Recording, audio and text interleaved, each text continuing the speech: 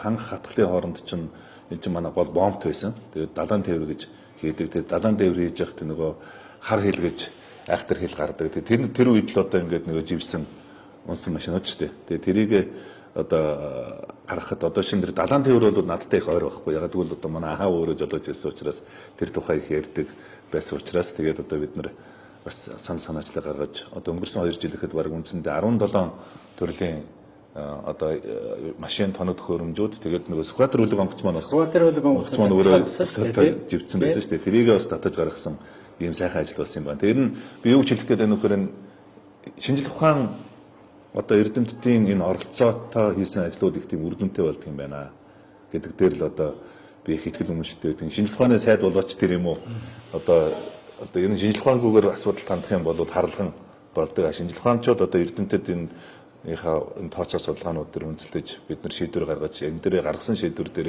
шинжлэх ухааны инновац технологийн одоо шийдлүүдээр асуудал хандаж бодох юм бол хөвсгөл нуур байтугай одоо олон нууруудыг бас цэвэрлэх ийм технологи, ийм инновац, ийм судалгаанууд бол манай одоо Монгол улсад бий болсон юм байна гэдэг би боддог шүү дээ. Ер нь тийм шүү дээ. Энэ одоо аливаа юмд шинжлэх ухааны суурьтай үндэстэй хандсан юм бол зайлшгүй одоо хэрэгцээтэй, үр дүнтэй, том бүтээлтэй болдог.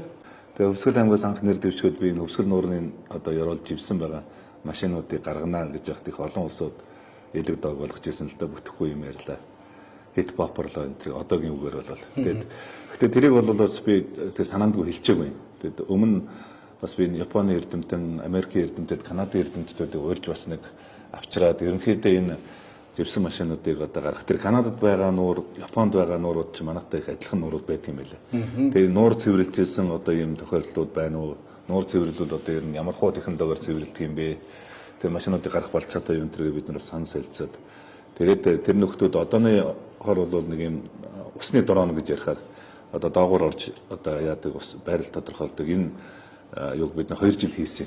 2 жилийн хугацаанд хийгээд тэгээд тэр үед одоо би хувьяасаа $50,000 төсвийн өрөнгөөр биш үү? Хувьяасаа $50,000 гаргаад тэгээд энэ судалгаа хийгээд тэгээд тэр үеийн одоо байгаль орчны яамд ингээд хүлээлгэж үзсэн. Тэгээд манай хөрсөх ерөнхийлөгч маань одоо ерөнхий сайд болж тэгээд 2 жил бас манай Хөвсгөл нуурын дээр надтай хамт бид хоёр бас яг энэ асуудлуудаар ярьж тэгээд манай ширхтийн хурдтай сан санаачлал гаргаад тэгээд манай шинжлэх ухааны технологийн одоо сургууль эрдэмтэд тооцоог нээсэн л дээ.